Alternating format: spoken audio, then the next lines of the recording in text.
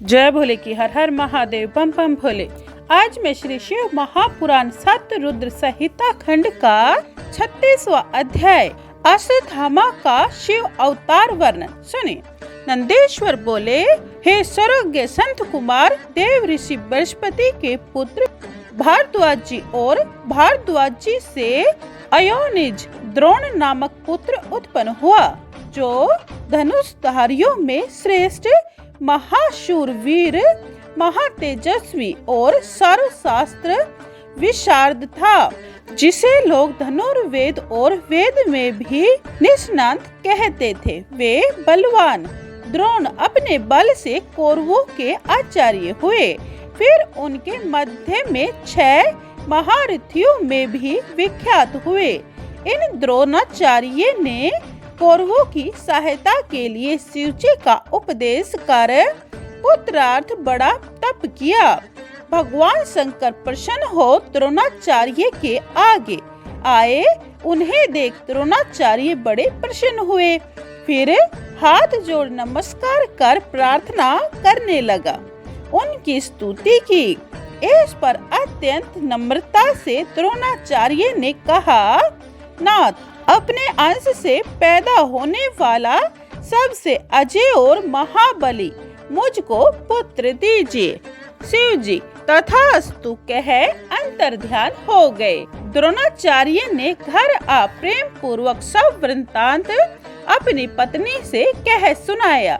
फिर तो समय पाकर सबका संहार करने वाला शिव के अंग द्रोण को एक बलवान पुत्र प्राप्त हुआ। उस पुत्र का नाम अश्वत्थामा विख्यात हुआ। वही महाबली अश्वत्थामा महाभारत के रण में पिता की आज्ञा से कौरवों का सहायक हुआ। फिर तो उस महावीर विद्वान अश्वत्थामा का बल पाकर कौरव इतने अजय हो गए कि संपूर्ण पांडव उन्हें कौरवों को जीतने में समर्थ न हुए और नष्ट प्रज्ञ हो गए।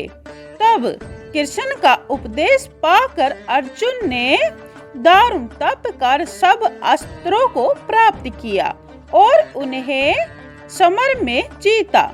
शिवजी के अंश से उत्पन्न होने के कारण ही अश्वत्थामा इतना वीर हुआ कि उसने यत्न पूर्वक शिक्षित पांडवों के पुत्रों को मार डाला और कृष्णादिक भी इसके बल को रोक न सके।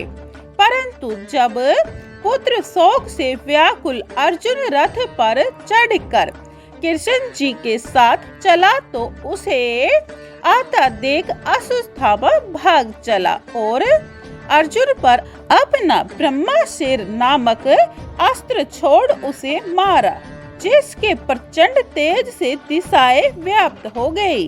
तब प्राणों पर आपत्ति देख उसने श्री कृष्ण से उसके बाण का उपाय पूछा, तो श्री कृष्ण ने कहा, अश्वत्थामा का वह महादारुण अस्त्र है कि जिसके समान घातक कुछ नहीं है।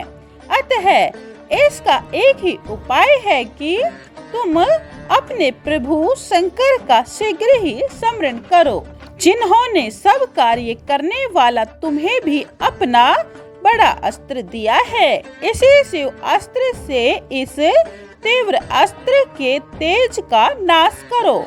ऐसा कहकर श्री कृष्ण जी सहित अर्जुन शंकर का ध्यान करने लगे। अर्जुन ने भी शिवजी का स्मरण कर जल का स्पर्श कर प्रणाम करके अपना शैवास्त्र छोड़ा। यद्यपि ब्रह्मास्त्र अस्त्र निष्फल क्रियावान न था, तथापि अस्त्र के तेज से शांत हो गया। तब अश्वत्थामा ने इस संसार को पांडवों से सर्वथा रहित कर देने का अभिप्राय से उस अस्त्र को उत्तरा के गर्भगत बालक पर उसके नाश होने के लिए जन्म दिया। श्री कृष्ण समझ गए। उन्होंने अपना सुदर्शन चक्र भेज उत्तरा के गर्भ की रक्षा की। शिवजी की आज्ञा से गर्भ को कुछ आघात न पहुंचा। सैवराज श्री कृष्ण ने सब पांडवों को ब्राह्मण श्रेष्ठ अश्वत्थामा के चरणों में गिरवाया। अश्वत्थामा प्रसन्न हो कृष्ण जी सहित पांडवों को अनेक वर देने लगे। इस प्रकार महेश्वर प्रभु ने द्रोणी रूप से पृथ्वी पर अवतार लेकर परम लीला की। 36वां अध्याय समाप्तम। जय भोले की। 37वां अध्याय पांडवों को शिव पूजन के लिए व्यास जी का उपदेश। सुनिए। नंदीश्वर बोले, जब श्रेष्ठ पांडवों को दुर्योधन ने जुए में हरा दिया तो वे अपनी साध्वी द्रौपदी को साथ ले दैत्य वन में जाकर सूर्य से प्रताप स्थली पर अपना जीवन सुख पूर्वक व्यतीत करने लगे। तब दुर्योधन ने पांडवों को कष्ट देने के अभिप्राय से ऋषि दुर्वासा को उनके स्थान पर भेजकर एक और ही कपट करवा दिया, जिसमें हजारों विद्यार्थियों को साथ ले दुर्वासा ने जाकर इच्छा अनुसार भोजन मांगा। पांडवों ने स्वीकार कर उन तपस्वियों को स्नान के लिए भेजा। पश्चात अन्न के अभाव से दुखी पांडव प्राण विसर्जन करने लगे। तब द्रौपदी ने जो श्री कृष्ण का स्मरण किया तो कृष्ण तत्क्षण वहां उपस्थित हो गए और स्वयं शाक को खाकर उन सब को तृप्त कर दिया। दुर्वासा अपने शिष्यों को तृप्त हुआ जान चले गए। श्री कृष्ण की कृपा से पांडवों का यह संकट टल गया। श्री कृष्ण पांडवों को शिव आराधना बता द्वारिका चले गए। पश्चात पांडवों ने दुर्योधन के गुणों की परीक्षा करने के लिए एक भील को भेजा। वह दुर्योधन के पास जा उनमें गुणोदय को जान पांडवों के पास गया। उनसे दुर्योधन का गुण सुन पांडव बड़े दुखी हुए। युद्ध का विचार किया, परंतु उपयुक्त समय न जानकर मौन रहे। पश्चात जटाजूट विभूषित रुद्राक्षधारी भस्म लगाए व्यास जी ओम नमः शिवाय पंचाक्षरी मंत्र जपते हुए उनके पास आए। पांडवों ने देखा तो व्यास जी शिव के प्रेम में मगन तेज पुंज साक्षात दूसरे धर्म के समान ही शरीर धारण किए थे।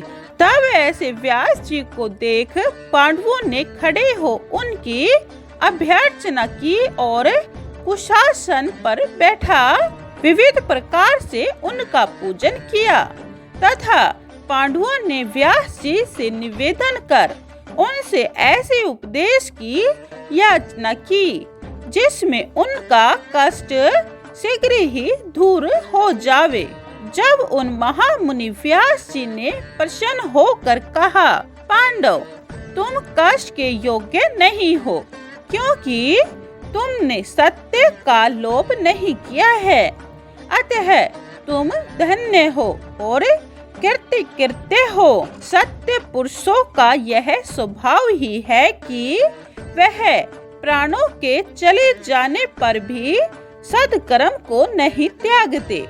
हमारे लिए तो तुम और कौरव दोनों ही समान हो, तो भी बुद्धिमानों का धर्मात्माओं के पक्षपात होता ही है।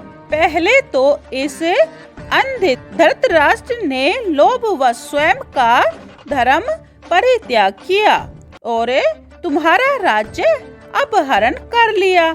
यद्यपि उसके लिए तो तुम और कौरव पुत्र ही थे, तथापि उसने अपने पुत्र दुर्योधन को अनर्थ से मना न किया। यदि वह ऐसा करता तो अनर्थ कदापि न होता। इसके आगे जो हुआ वह तो हुआ ही और वह अन्यथा नहीं हो सकता, किंतु यह दुष्ट है और तुम सब सत्यवादी हो, अतः उनका तो कल्याण ही होगा, क्योंकि जो बीज बोया जाता है उसी का अंकुर निकलता है। इस कारण तुम लोग दुख न करो। इसमें संदेह नहीं है कि तुम्हारा कल्याण होगा। इस प्रकार जब व्यास जी ने युधिष्ठिर आदि पांडवों को प्रश्न किया तो पांडवों ने कहा, नाथ, यह तो आपने सत्य ही कहा है, क्योंकि वे दुरात्मा तो हमको यहाँ वन में भी निरंतर कष्ट ही पहुँचाया करते हैं। फिर भी वे विभो मेरे अशुभ को नष्ट करो और शुभ दान दो। पहले श्री कृष्ण ने भी यही कहा था कि तुम लोगों को शंकर जी की आराधना करनी चाहिए, जिसमें हमने प्रसाद किया। अतएव अब आप हमें उस मार्ग का उपदेश दीजिए। तब पांडवों के इन वचनों को सुनकर व्यास जी बहुत प्रसन्न हुए और उन्होंने शिव जी के चरण कमलों का स्मरण कर कहा, धर्म बुद्ध पांडवों, कृष्ण जी का कहना सत्य था। तुम लोग बड़े प्रेम से शिव जी का सेवन करो, ऐसे तुमको अतुल सुख की प्राप्ति होगी। शिव जी की सेवा न करने से ही सारे दुख प्राप्त होते हैं।